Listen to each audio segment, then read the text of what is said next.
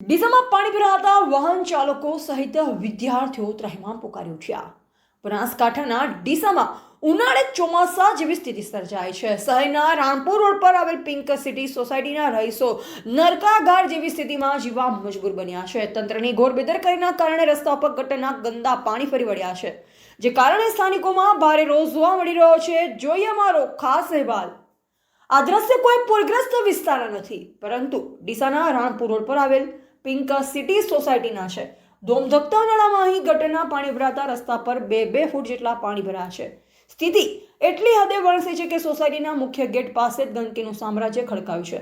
સૌથી વધુ હાલાકી માસૂમ વિદ્યાર્થીઓને પડી રહી છે, જેમને દરરોજ આ દુર્ગંધ મારતા ગંદા પાણીમાંથી પસાર થઈ શાળાએ જવું પડે છે।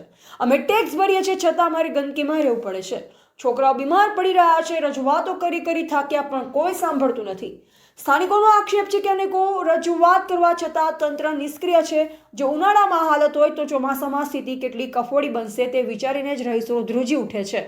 તો બીજી તરફ નગરપાલિકાના મામલે જીયુડીસી પર ટોપલો ઢોળી રહી છે। તંત્ર ભલે આશ્વાસન આપતું હોય, પણ જમીની હકીકત કંઈક અલગ જ છે।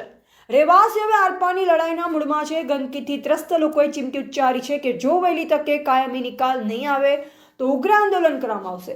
હવે સવાલ એ થાય છે કે શું નગરપાલિકા ખરેખર જાગશે કે પછી પિંક સિટીના રહીશોએ હજુ પણ આ નર્ક જેવી સ્થિતિમાં જ દિવસો પસાર કરવા પડશે? તે તો હવે આવનારો સમય બતાવશે। એવા પ્રકાશ ભારતી ગોસ્વામી, ભારતની અસ્મિતા, બનાસકાંઠા।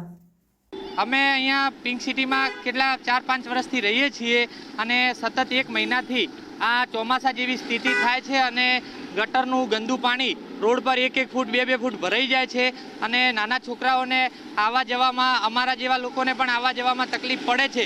અહીંયા ના હોય તો બોટ જેવી સ્થિતિ સર્જાય એવી છે કે બહાર આવવું હોય તો સવારે તૈયાર થઈને આવ્યા હોય તો મોજા, બૂટ, કપડાં પલળી જાય છે। નાના છોકરાઓને તો બિલકુલ બહાર નીકળી શકતા નથી, રિક્ષા વગર કે સાધન વગર।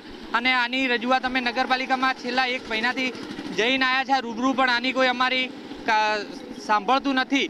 ન છૂટકે અમારે પિંક સિટીના સભ્યોએ ભેગા થઈને મોટું આંદોલન કરવું પડે અને આના કારણે નગરપાલિકાને પણ થોડું વિચારવું પડે કે જે અમને અહીંયા તકલીફ પડે છે અને એના કારણે લોકો બહુ હેરાન થાય છે, તો નગરપાલિકાએ તાત્કાલિક આનું સોલ્યુશન લાવવું જોઈએ। અને અહીંયા મારું નામ છે હિતેશ કુમાર રમેશભાઈ સુથાર। હું પિંક સિટીમાં રહું છું। મારું નામ છે ઉર્વિક મેવાડા। બરાબર, નગરપાલિકામાં વારંવાર રજૂઆત કરવા છતાંય પણ આ ગટરનું પાણી ઉભરાય છે। પાણી ઉભરાતા અમે કેટલી વાર નગરપાલિકામાં જઈ અને રજૂઆત કરેલી છે, પણ રજૂઆત કરવા છતાં નગરપાલિકાના માણસો આવે છે, અહીંયા કામ કરે છે, થોડું કામ કરે છે, બાકી કામ અધૂરું મૂકીને જતા રહે છે। વારંવાર રજૂઆત કરવા છતાં પણ આ કામ મારું આ રીત છે અને લોકોને અહીંયા ચાલતું આવવું પડે છે। ગટરના પાણીમાંથી આવવું પડે, બીજો કોઈ રસ્તો નથી અને પાણી જવા માટે બીજો પણ કોઈ નિકાલ થયા એમ નથી અત્યારે। મારું નામ મેવાડા ઉર્વિક કુમાર દિનેશભાઈ।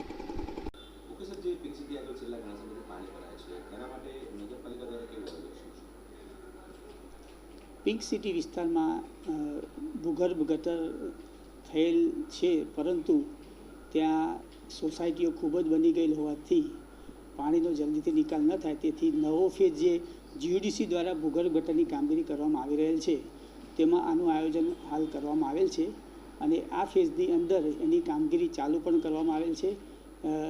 આ પિંક સિટીનું જે પાણી છે મેઇન રોડ ઉપર લાવી અને બીકે ગેલેક્સીમાં થઈ અને પછી આગળ જે અમારી મેઇન લાઇન છે સ્મશાનમાં થઈને ઇન્દિરાનગર જતી, એમાં એને આપવાનું જોડાણ કરવાનું આયોજન કરવામાં આવેલ છે, જે કામગીરી હાલમાં ચાલુ છે।